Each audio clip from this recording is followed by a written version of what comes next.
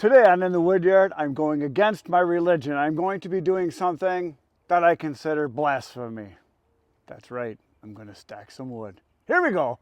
So I'm at my business today and I've been hauling wood here from my dad's property that we've been processing as I go and make trips to see him and take care of stuff and a lot of the things I got going on there. It's where the processor is. It's where I got a bunch of wood delivered. We had 3 full semi-loads delivered there and we cut probably another half a semi-load. And I'm going to be processing wood there for a while. And I processed a whole bunch of stuff that was dry that I hauled here already, and I'll show you that in just a minute. And I also have a bunch of stuff that needs to dry some more, that every time I go there, I bring a load home because I'm going there to take care of stuff for my dad. Pretty much once or twice a week, I got to be there for a couple days because there's a lot of stuff going on. So I've been going back and forth a lot, along with some other family stuff. I've been going down for my kids. So I've been gone a lot. So I'm trying to bring wood as I can so that I get it here. The problem is, with all of this, is that I can't really have the wood showing because my neighbor doesn't like it, number one. Number two, technically, anything I store outside has to be behind cover. So it has to be behind a fence, behind the building, behind a shed, behind a garage. It's not supposed to be visible from the street. That's number one. Number two is I'm supposed to put it off the ground, which means it's got to be on pallets or gravel, and I've got some of that here. So I'm going to show you right now what I'm going to do. So the area I'm in here right now is behind my building, and I've got a whole bunch of backgrounds here is what we call them. They're basically sets for doing photography. So this is a wall that we use to photograph kids against. This is a wall we've used to photograph kids against for high school senior portraits. And then over here we've got it's old railroad ties built up. And then down farther, I used to have a whole bunch of other ones. This is one that I use, but I've got one real similar to this inside. It's like a stucco wall that's painted with kind of a rust color, and then we've got some stones down here, but it's starting to fall apart and I need to do repairs to it. So instead of repairing it, I'm just going to use the one that I have inside. And then what I'm going to be doing is, oh, look at pallets. I wonder what those are for. I'm going to be stacking wood on the pallets. So that's what I'm going to do. So starting about where the gravel starts here, all the way down into that background, which is pallets also, but I don't use that very much. I'm going to use something else instead. I'm going to be building basically all this up with wood. I'm going to stack it as high as I can, and I'm going to go probably 2, maybe 3 pallets out that way. So I should be able to get somewhere around, from what my calculations are, I think I can get about 20 full cords in here. That's a lot of wood. So that's my plan, is to put it here, and I'll show you some of the other areas I have wood. So this area back here is behind my building. As you can see, I got all kinds of balsam trees and spruce trees and other trees planted, and my building is back over that way. And this back here, you can't see from the road. The neighbor can't see it, so it's not an issue. Kind of on the edge of a field, and this is where I've been taking a lot of the wood that I've processed already, and I've been dumping it. I dumped, let's see, 4, 5, 6, I think 6 loads right here. So this was all ash. There's some stuff here that I still need to get split. This was a semi-load basically. I had like probably 30 face cords, so about 10 full cords, but I sold almost all of it. This is all that's left. And this is all ash, by the way. I did that this winter, and that was all dry and ready to be sold. This wood right here, this is 2 loads, 2 big loads, and this is all oak, and it is 100% dry. This is the stuff I separated that was dry and ready to sell now. So I kept all the logs that were wet or had moisture in the center. I kept those separate, and we processed this stuff. This is all 100% dry. It's all 17, 18, 16%. So this is ready to sell. And this stuff's just sitting here, so as I get orders, I'll deliver the orders. I got another pile back here I'll show you. So this here, you can see, is, I think, if I remember right, there's 4 loads here. And I dumped this right on the ground also. This is an area behind my business. It's in the woods, no one can see it, so it's out of the way, out of sight, out of mind. And there's 4 loads here. So each load had 5 face cords or full cord and 2/3. So 5 times 4 is 20 face cords. Divide that by 3. There's about 7 full cords here, give or take. Could be a little more, could be a little less. And this is also all dry and ready to burn right now. And I know it's sitting on the ground, and I know that's not good because the red oak can absorb moisture. So what I will do is, as I sell this, I will cream off the top, cream off the top, cream off the top, and then the stuff on the bottom, I'll probably throw onto a couple pallets out here. The stuff is actually on the ground eventually, and then it can finish drying. It's dry on the inside, but the wet ground is going to actually affect it a little bit. So I'll make sure it's dry before I sell it. So that's what's back here. So that is my supply that I have here at my business. I also have a lot at my dad's land. I've got 7 or 8 cones that have, I don't know, 1.5 cords, maybe 2 cords in each pile. And then I also have another semi-load that needs to be processed yet. So I'm working on it. I'm getting as much done as I can when I have time so that this summer and next fall I've got wood to sell. And I'm going to obviously accelerate that soon. That is the plan. I'm going to start going hog wild on processing. And I'm trying to buy dead standing barkless oak because the majority of it is dry already. And in a matter, even the stuff that's not dry, the center is wet. In a matter of a couple months, once I process it, split it, it's dry in a couple months, 3 months, maybe 4 months tops.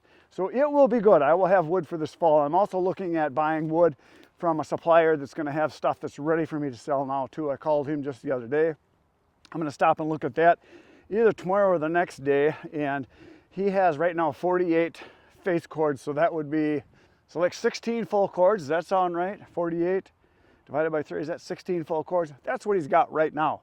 And he wants to produce more for a buyer. I could be a buyer, because what he can produce it for on his own land, he gets the wood for free, cuts it, splits it, dries it. I can buy it, he can make some money, I'll make some money, and everybody's happy. So that's what's going to happen. I think it's going to happen. So I'm trying to come up with a number that I can offer him so he can process wood for me, and he does okay and I do okay. So now we're going to go stack some wood. Yeah, and the only reason I'm going to do it is I got to kind of use as little space as possible, trying to cram in as much wood as possible. Otherwise I would not want to touch it again, because too many touches loses money. And I know there's a lot of guys that like to stack wood, and I agree. When it comes to the big argument that people will say, oh, stacking wood is the only way. Well, it does save space, I'll give you that. You do know how much you have, I'll give you that. It does look pretty, that's true, but it does waste a lot of time, because you don't make money touching it over and over and over if you're trying to sell it. Now, if you're producing wood for yourself and it's going to a final resting place where you're going to take it and then burn it, stack away. Then it's no big deal, and you can touch your wood as much as you want. Won't hurt anything. All right, let's go touch some wood.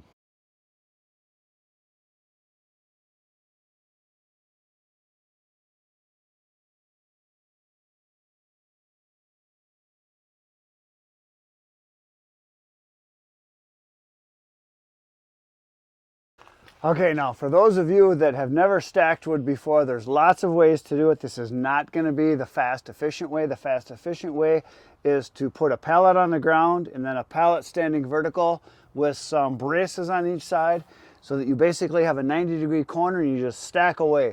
What I'm going to do now is actually build corners, crisscrossing on the ends, so that you can go real high vertically, and that is what I'm going to do. So let the stacking begin. So what you do for crisscrossing, in case you've never done it before, is you take a piece like this and a piece like this, and then you take your next 2 pieces and you go like this. Man, this stuff's really nice and dry, I can tell just by looking. And you turn one this way, and then you turn one this way. And I'm going to put a little something underneath here because I want this to be solid. That's pretty good right there. And then we're going to take and go here, and I'm going to go right up against this eventually. I'm going to leave a little space to start with, and basically I'm just going to build it up. So some of this stuff is split bigger than I normally would, but it's because it was dry. Did I mention that it was dry wood? So that's a good thing.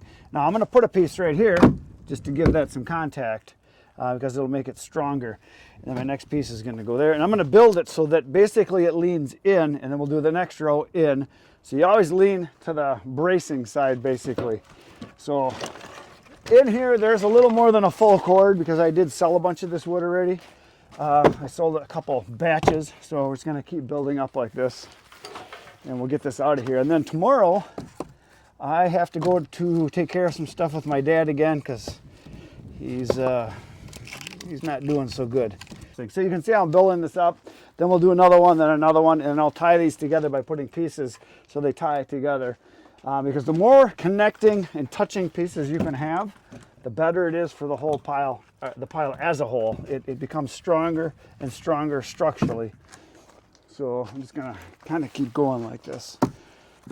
Yeah, it's pretty solid. What you want to do is every once in a while just wiggle it, and if it feels pretty solid, you're pretty good.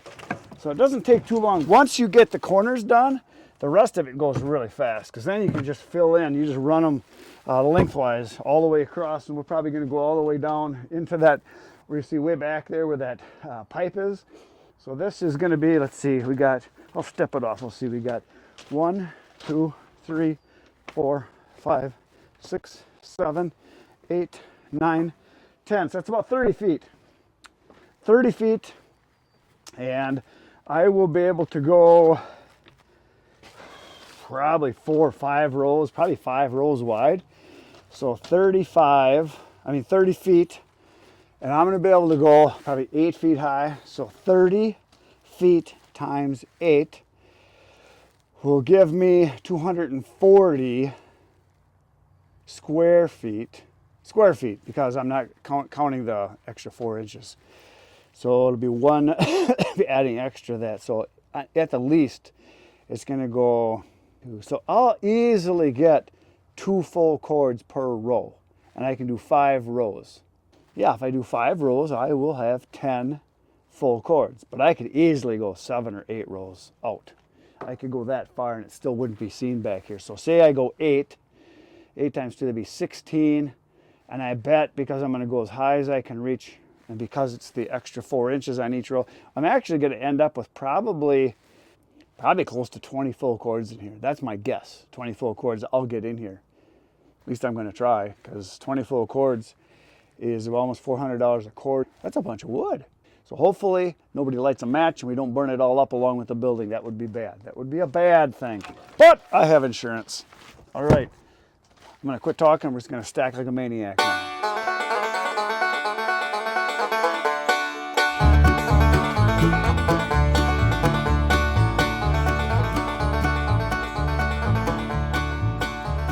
There's a bunch of debris in there, and I got all that out, and it is all stacked.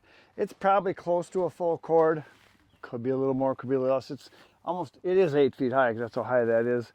Goes out about, I don't know, it's got to be about 8 feet that way, but it's not square. So it's about a full cord, give or take. That took me about 35, 40 minutes, somewhere in there.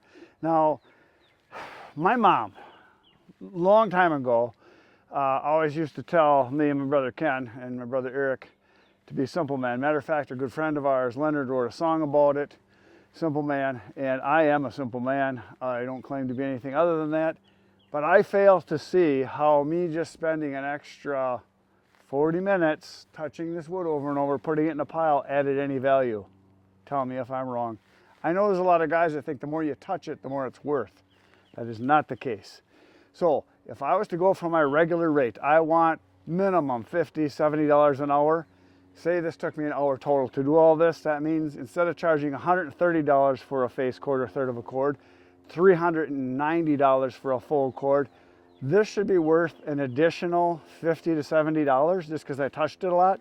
Like I said, I'm a simple man, but I can't do that math in my head as to why my customers would pay more for wood that I touched more often. Like I said, I'm a simple man. Tell me if I'm wrong. I think people prefer to pay less and get more. Again, I could be wrong. Maybe people want to pay more because I fondled it more, touched it more, stacked it more, made it look pretty. Yes, it looks nice. Yes, it saves space. I give you that. But it's a big waste of time. But by doing this, I'm going to be able to put a whole bunch of wood back here that is good to go, and it's hidden, out of sight, out of mind. I have had wood stored back here. When I first started my firewood business, I kept almost all my wood back here. I think one year had about 80 cords, face cords. No? Yeah, about 80 face cords. So that would be 30, not quite 30 full cords. I had that stacked back here. And I did that like 3 years in a row. I'd stack it all back here because it was out of sight, out of mind. I didn't really want it out there anywhere. And I would sell it. And then I had started putting some stuff out there. And then eventually I just filled it all up, and then the neighbor didn't really like it, so I had to get it out of here. Well, there you go. I just added value, apparently, some people say, to my wood because I touched it again. That's all I got for today, folks. See you tomorrow morning, 5:30 a.m. with another video. Right now, go watch all the other videos. There's over 2,000 on my channel, 2,150 or something like that. You need to see them all pretty much if you're a wood person. If you liked what you just saw, they're there. Check them out. See you tomorrow morning, 5:30 a.m. Good night, everybody.